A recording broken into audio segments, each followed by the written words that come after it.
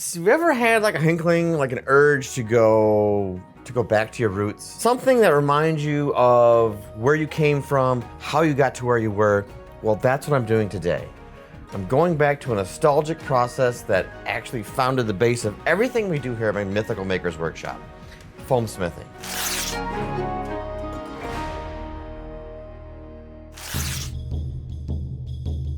I decided that this project was going to be a foam smithing project. And for a foam smithing project, I'm going to need a pattern. To generate my wonderful little pattern, I had Katora work her magic on the computer and blow up a sketch of the Sword of Fathoms that I drew while I was doing a little brainstorming and R&D for this project. The next few steps of this project follow a pretty standard route for anything foam-based. You cut the pattern out, trace it onto your foam, and then cut out the shapes you just traced onto said foam out. The foam I used to craft this sword is 10mm foam for the handle and hilt, and 6mm foam for the blade.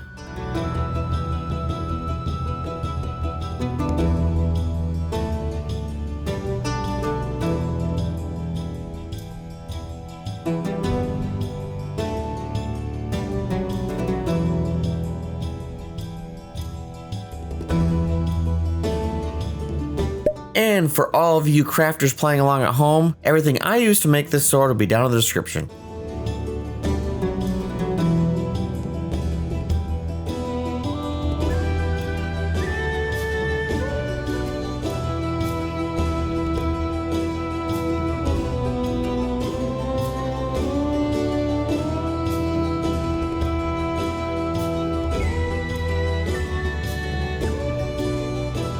To add strength and stability to the blade, I sandwiched a fiberglass rod between the two halves of the blade.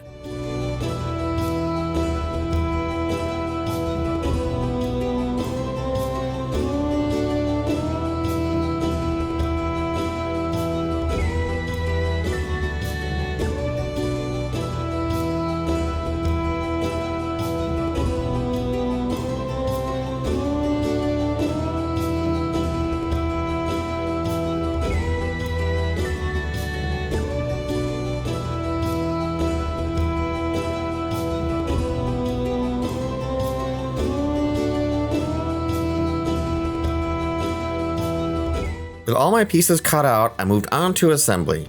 Contact cement was my adhesive of choice for this phase. The assembly process was pretty darn easy. I mean, all I had to do was glue the two halves of the blade, the two halves of the handle together, and then bring those two parts together. A little tidbit, a little side bit of wisdom I think I'm going to impart on you all today is, if you're ever intimidated by costumes or making cosplay, making a sword or a dagger is a very easy, low barrier way to get into foam smithing and get into making these kinds of projects, because it's a very simple thing to do and you really get a good feel for how foam is going to react with both a blade and glue.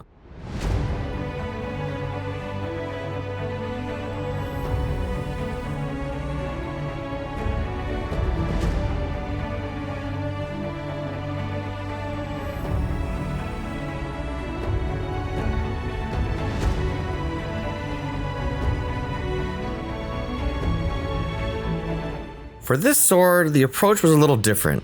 I didn't have a 3D reference to work from, and most of the images of the Sword of Fathoms vary quite a bit. Everybody seems to have their own interpretation, so for this piece I kinda went off the cuff, using the general shape of a falchion-style sword and blending it with some fan art I found.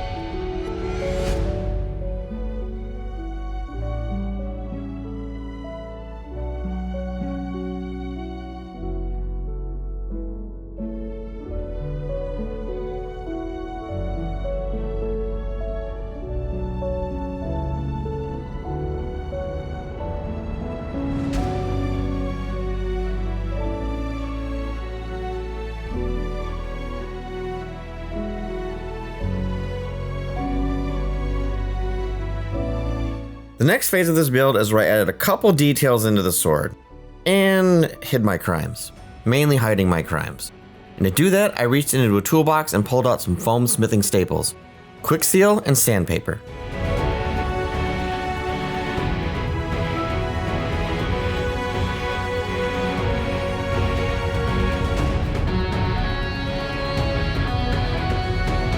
The two small details I needed to complete my construction process for the sword was a small foam ball for the butt of the sword's handle,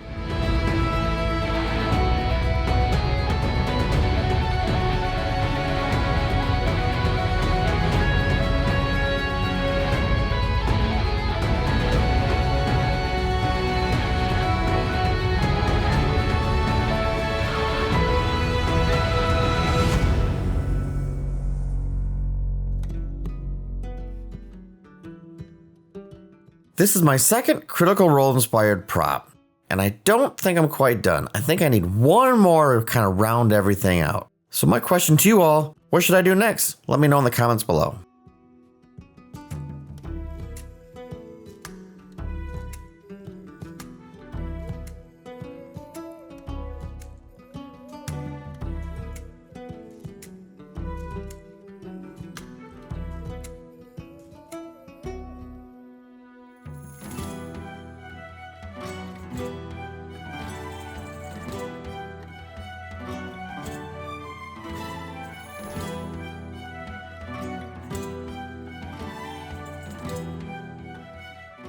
And then I used a router attachment on my rotary tool to cut a small channel in the blade of the sword.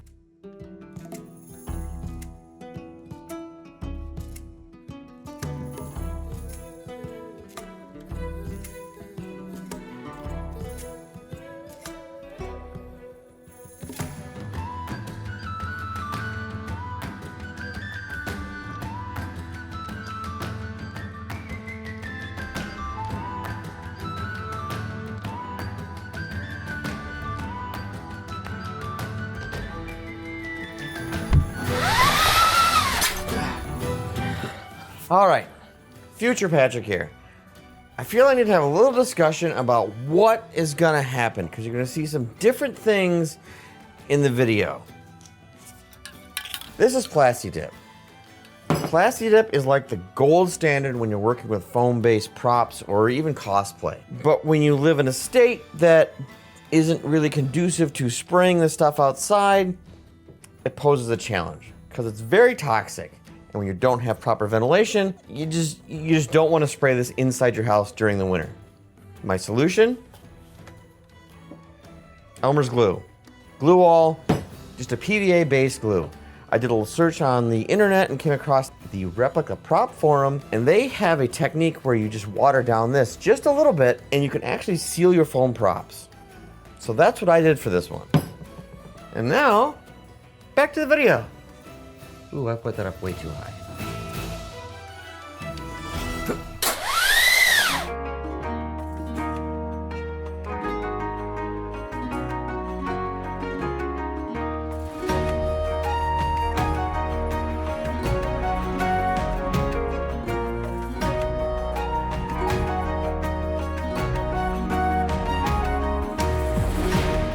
For sealing, I used a thicker mix, about 4 parts PVA glue to 1 part water. Brushed on in layers, roughly 4 per side, it slowly builds up a protective shell. Once cured, it transforms the foam into something much more solid and durable.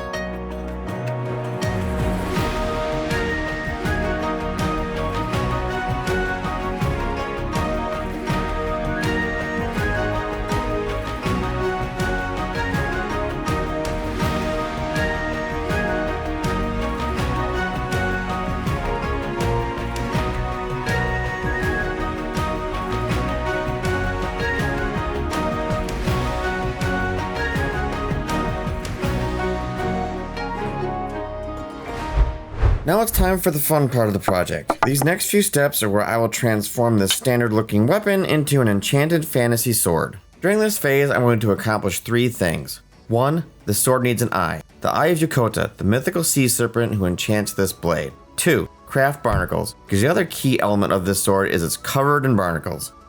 And 3. The sword itself needs to be a proper sword-like metallic color. First up is the Eye of Yokota. To sculpt our mythical sea creature's eye, I started by rolling on a thin circle of clay. I then used, as North of the Border would say, a wormy dealy to craft the eyelid.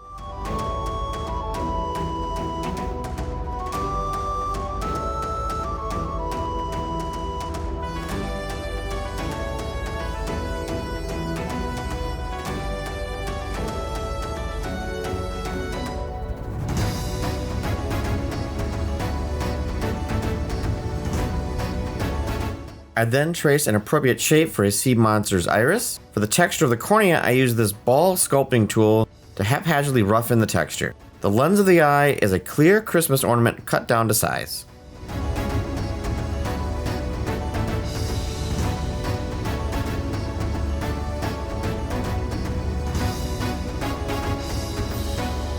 While I was sculpting a sea serpent's eye, I enlisted the services of one Camera Shy Katora to help me along with this project. Off camera, she sculpted this wonderful assortment of barnacles.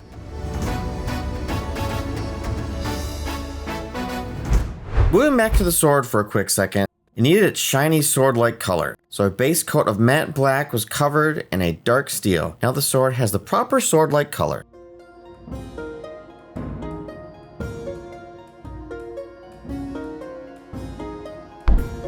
With the eye and the barnacles sculpted and baked, each got an appropriate paint scheme. For the barnacles, I used a white base and then went over that with a brown wash.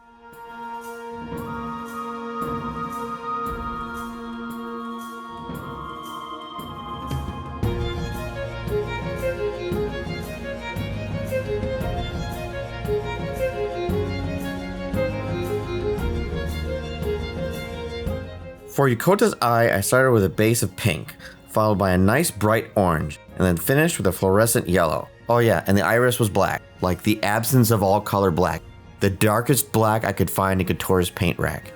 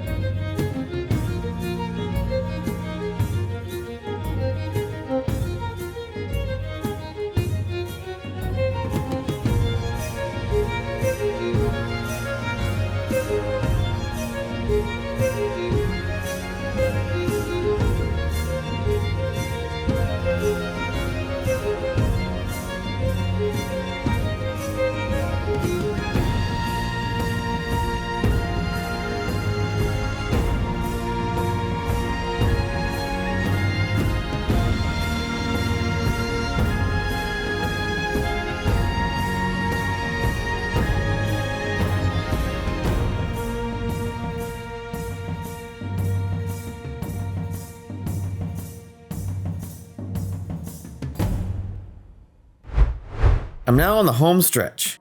It's finally time to bring all my bits and pieces together. The two parts of the eye got glued together, and then the whole piece itself got glued to the sword blade.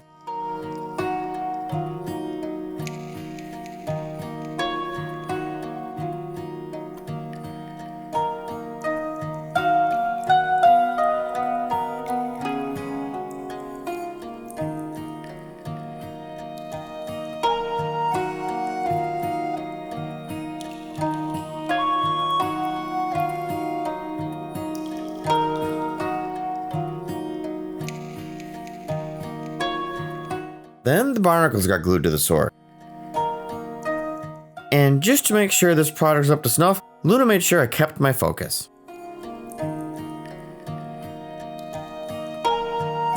Now that I have everything glued in place, it's time to weather this sword. I pulled out my trusted pigments and oil brushes to make sure this blade had the appropriate amount of tarnish and rust and grime.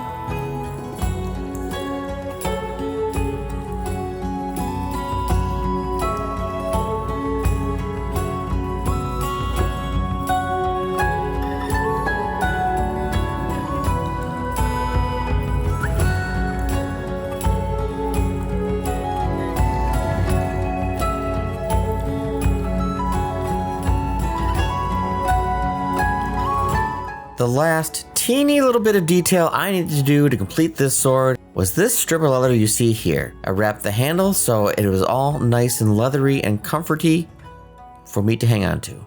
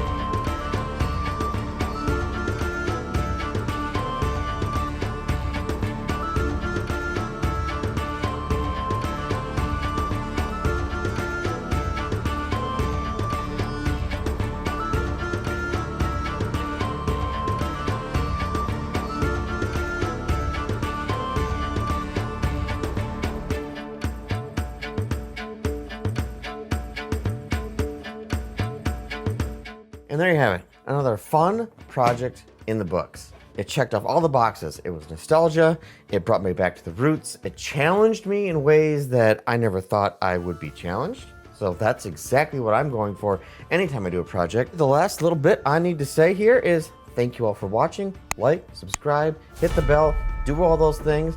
I'll see you guys in the next video.